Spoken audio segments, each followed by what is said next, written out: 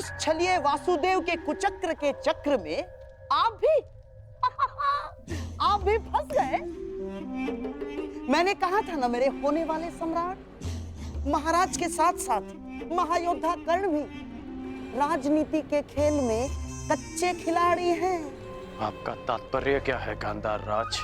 मेरा नहीं अंगराज, कृष्ण का तात्पर्य समझो। वो दुर्योधन के मार्ग से कांटे हटा नहीं रहा ना, बल्कि कांटे बिछा रहा है।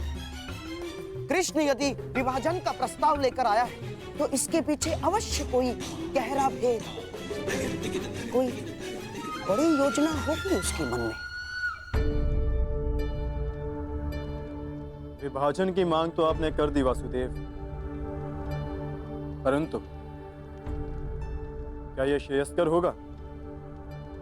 हाँ पार्थ, मनुष्य के लिए यह श्रेयस्कर है कि वो अपने जीवन से नकारात्मक भावों और वस्तुओं को दूर कर दे। चूंकि नकारात्मक चाहे मित्र हो या भाई, वो जीवन के लिए शुभ नहीं होते।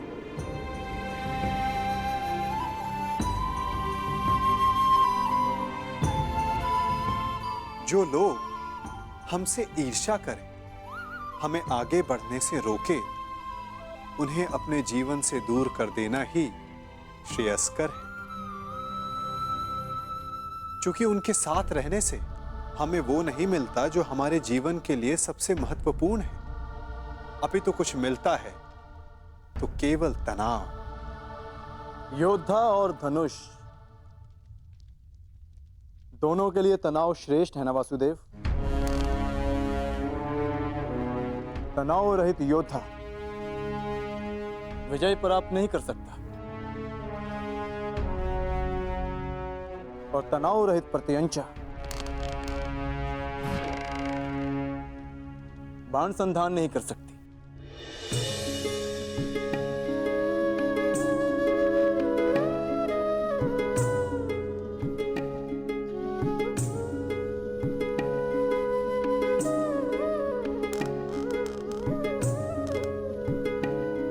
अच्छी बात कही अर्जुन, परंतु यदि तनाव सीमा से अधिक बढ़ जाए तो योद्धा टूट सकता है और प्रत्यंचा भी।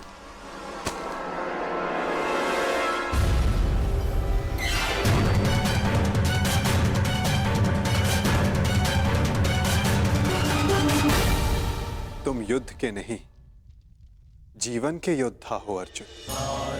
तुम्हें इतिहास बदलना है, इसीलिए तुम्हारा तनाव और नकारात्मक भावों से दूर रहना श्रेष्ठ रहेगा। संघर्ष तभी करना चाहिए जब उसकी आवश्यकता हो। यदि हर पक्ष पर संघर्ष करते रहोगे तो लक्ष्य तक कैसे पहुंचोगे? इसीलिए जैसा मैं कहता हूं वैसा ही करो पार्थ। और मेरा मानना है कि कृष्ण का सुझाव हमारे हित में नहीं ना, शत्रु के बीज का समूल नाश आवश्यक है। समूल। कृष्ण की छाव में वो पांडव वट वृक्ष के बीज सिद्ध होंगे जिन्हें रोपने के लिए तनिक भी स्थान दिया गया तो वो जड़ें जमा कर बैठ जाएंगे। और विभाजन का अर्थ हमारे लिए शांति नहीं, अशांति होगी। और ये एक अवसर होगा पांडवों के लिए जो हमें नहीं देना है। कैसा अवसर शकुनी? आप भूल रहे हैं महाराज, द्वारकाधीश कृष्ण उनके साथ हैं। महाबली पांचाल राज द्रुपद अब उनके ससुर हैं। यदि पांडवों को अलग राज्य स्थापित करने का अवसर दिया गया तो वो शीघ्र ही एक बड़े साम्राज्य में परिवर्तित हो जाएगा महाराज। इतना बड़ा साम्राज्य कि हस्तिनापुर का अस्तित्व होना पड़ जाएगा। इसीलिए श्रेष्ठ यही होगा महाराज, पांडवों को हराकर, उन्हें दबाकर उन पर शासन किया जाए। हम मछली उचित कह रहे हैं।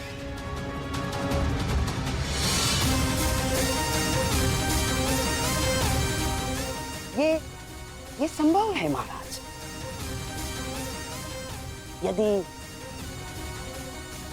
अंगराज कर्ण अर्जुन के बाणों से डर ना गए हों,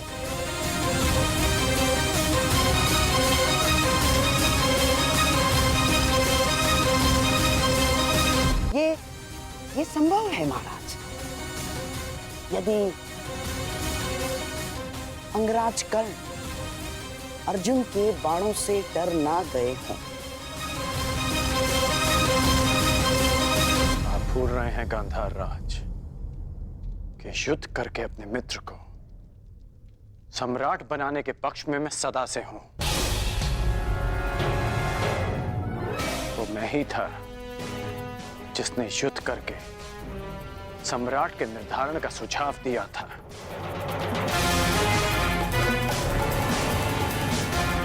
और वो मैं ही हूं जो अर्जुन से युद्ध की वर्षों से प्रतीक्षा कर रहा है।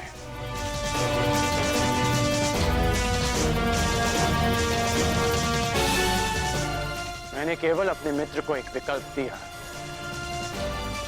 और यदि उसने युद्ध का विकल्प चुना है तो युद्ध होगा।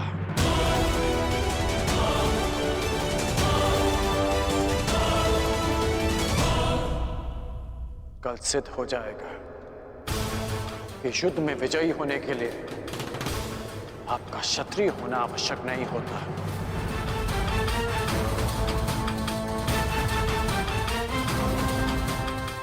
और कल ये भी सिद्ध होगा कि समय आने पर एक सूत भी इतिहास रच सकता है।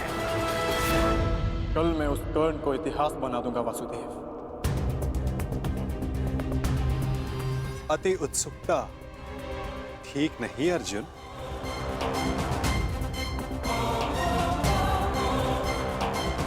मत भूलो कि तुम्हें चुनौती किसने दी है।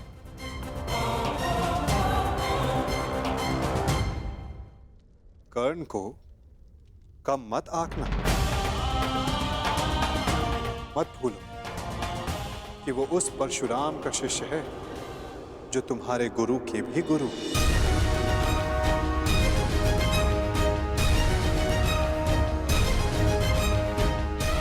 आप किसके पक्ष में हैं वासुदेव?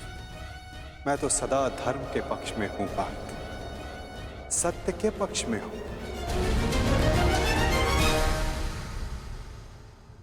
फिर चाहे सत्य छिपा हुआ क्यों ना हो।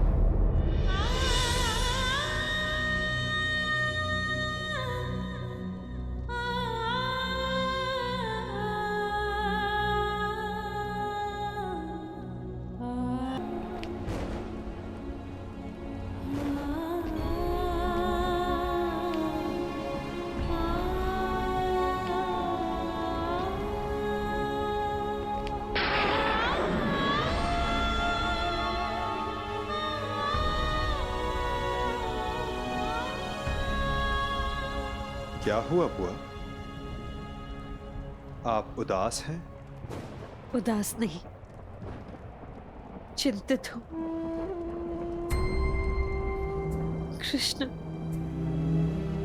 क्या मैं अकेली हूं जो ये युद्ध नहीं चाहती? नहीं बुआ, आपके चाहने ना चाहने से कुछ नहीं होगा। जब वन में महाअग्नि लगी हो और एक वृक्ष को छोड़कर शेष जलना चाहे तो अग्नि कौन रोक सकता है? मैं वृक्ष नहीं हूं माधव, मनुष्य हूं, एक माता हूं। इसलिए मैं नहीं चाहती कि ये युद्ध हो। अपने पुत्र के लिए चिंतित हो बुआ? प्रतीत होता है कि आपके मन पर कोई बोझ है। उतार दीजिए बुआ।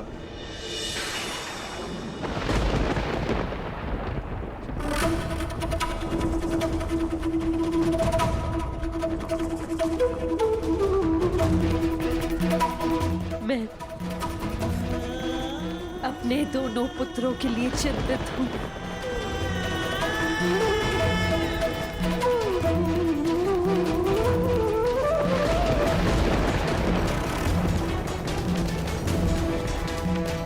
दोनों पुत्र,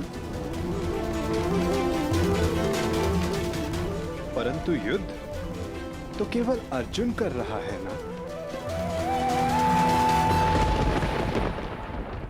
अर्जुन के जीवन के साथ साथ मैं कर्ण के जीवन के लिए भी चिंतित हूँ। कर्ण मेरा पुत्र है।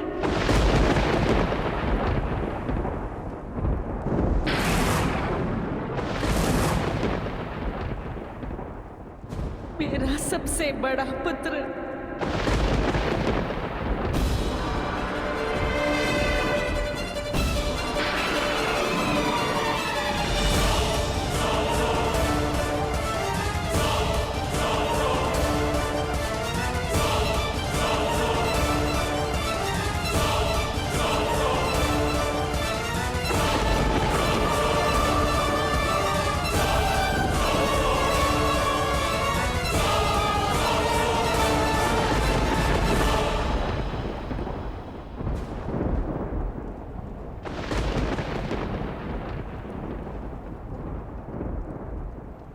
पुत्र,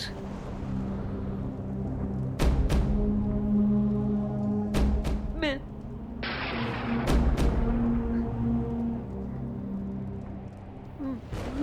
अभी उचित समय नहीं है बुआ।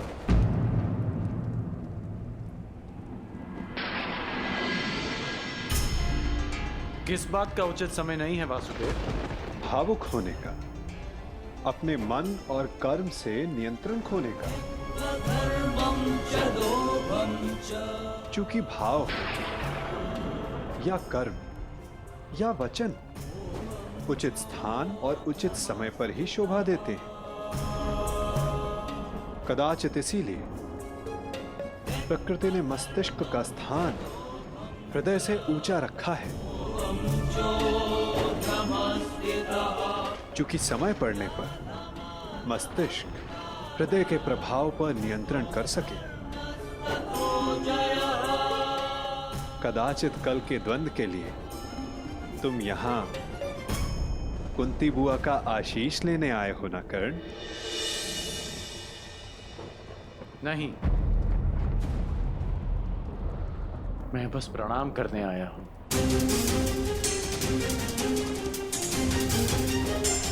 प्रणाम करोगे, आशीष नहीं लोगे?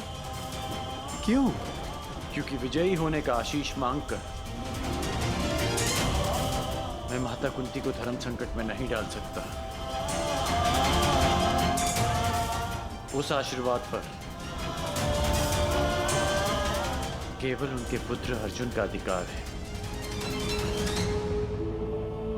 तुम भी तो इन्हें माता कहकर पुकारते हो ना मित्र, तो इस नाते तुम भी इनके पुत्र हुए।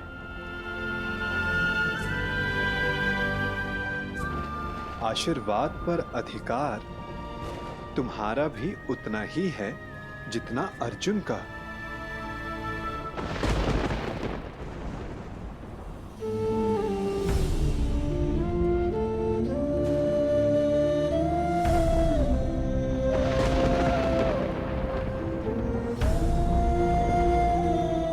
मैं यहां केवल कर्तव्य पालन के लिए आया हूं,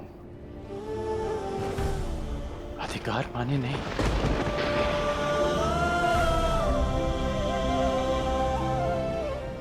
जैसा मैंने अभी कहा कि विजयी होने के आशीष पर केवल अर्जुन का अधिकार है, मेरा नहीं।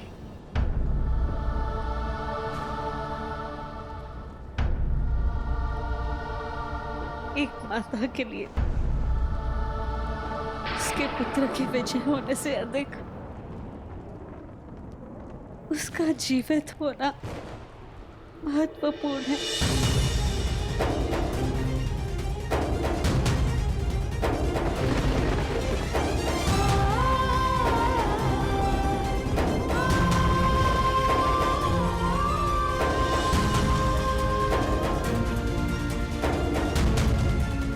आयुष्मान भव पुत्र।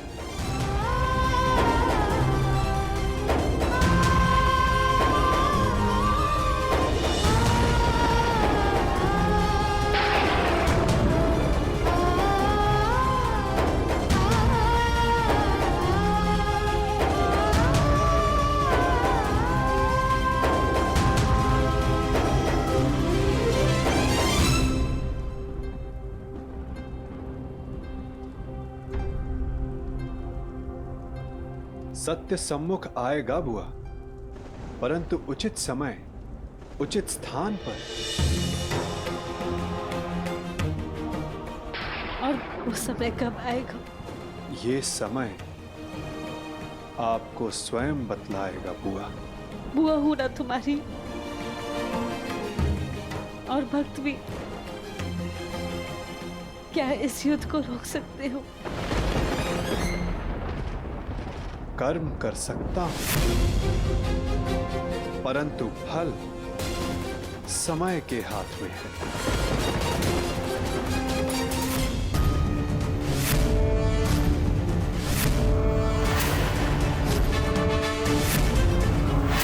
न्यायानाम् अधिकाराणां प्राप्त्यर्थं साम्राज्यर्थं न्यायानाम् अधिकाराणां प्राप्त्यर्थं साम्राज्यर्थं।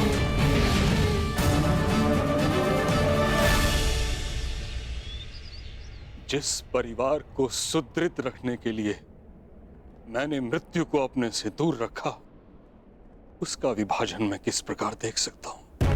ऐसा कौन सा परिवार है जिसमें विवाद नहीं होता, परंतु विभाजन? क्या यही एक समाधान है? मुझे अपने कानों पर विश्वास नहीं हुआ था विदुर। वासुदेव जैसा विद्वान और बुद्धिमान विभाजन का सुझाव देता है। यदि मेरे वचनों से आपको पीड़ा पहुंची है तो मैं क्षमा प्रार्थी हूं गंगापुत्र, परंतु परिस्थितियां कभी कभी ऐसी हो जाती हैं कि परिवार को बांटना आवश्यक हो जाता है, विशेषकर तब जब परिवार के कुछ सदस्य शेष का विनाश चाहने लगे। मैं कह चुका हूं, मेरे जीवित रहते ऐसा कभी नहीं होगा। मुझे विश्वास है कि मैं अपने पुत्रों को एक रखने में सक्षम हूं। क्षमा चाहूंगा गंगापुत्र, परंतु ऐसा हो चुका है, वो भी आपके जीवित होते हुए। और रही बात आपके विश्वास की, तो वो लाक्षागृह की अग्नि में भस्म हो चुका है। क्या कह रहे हैं आप? दुर्योधन और शकुनी ने पुरोचन से वारणाव्रत में जो भवन बनवाया था, वो भवन लाक्षागृह था। वो पांडवों को भेंट देने के लिए नहीं, अपितु पांडवों को अग्नि की भेंट चढ़ाने के लिए था गंगापुत्र। मुझे विश्वास नहीं। तो आप महात्मा विदुर से पूछिए, यदि वो समय रहते पांडवों को सावधान नहीं करते, तो आज आपके पांचों पौत्र जीवित नहीं होते। वासुदेव ठीक कह रहे हैं तातश्री। तुमने मुझे बताया क्यों नहीं विदुर? आपको कष्ट होता तातश्री। पांडवों की रक्षा मैंने कर ली थी, परंतु सत्य जानने के पश्चात कौरवों की रक्षा आपसे कोई नहीं कर पाता। यदि कौरवों और पांडवों को साथ रखा गया तो मुझे खेद है गंगापुत्र, कहीं हस्तिनापुर स्वयं एक लाक्षागृह में परिवर्तित ना हो जाए। स्पष्ट कहिए वासुदेव। तो सुनिए, द्रोण शिष्य और परशुराम शिष्य दोनों पराजय स्वीकार नहीं करेंगे। ना ही दोनों में युद्ध कौशल की कमी है, ना ही अस्त्रों का अभाव। तो निश्चित रूप से युद्ध भयंकर होगा, एक को विजय मिलेगी, एक को वीरगति। इस प्रश्न का उत्तर अवश्य मिल जाएगा कि हस्तिनापुर का अगला सम्राट कौन होगा। परंतु पांडवों और कौरवों के मध्य बैर समाप्त नहीं होगा गंगापुत्र। उनके ईर्ष्या और प्रतिशोध की अग्नि समाप्त नहीं होगी। कई लाक्षागृह सजेंगे और निश्चित रूप से हस्तिनापुर के प्रारब्ध में केवल युद्ध रह जाएगा, केवल रक्त रह जाएगा, केवल प्रतिशोध रह जाएगा गंगापुत्र।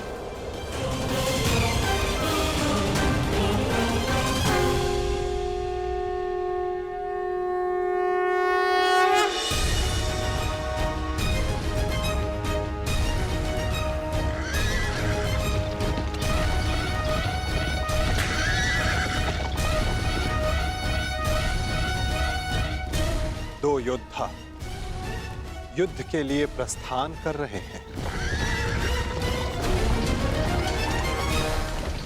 और संभवतः उनमें से एक ही लौट पाए। निर्णय आपका है गंगापुत्र।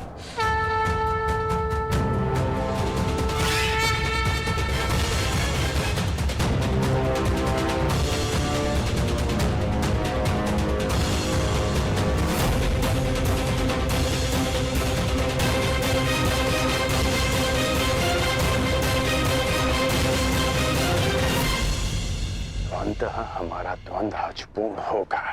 आज सूर्यास्त भी तुम्हारी रक्षा नहीं कर पाएगा,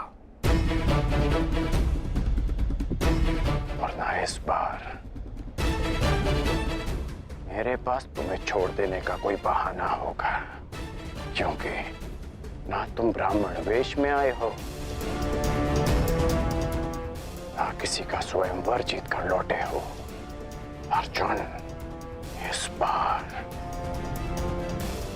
मैं अपना धनुष नीचे नहीं करूंगा और मैं तुम्हें प्रहार करने का अवसर नहीं दूंगा।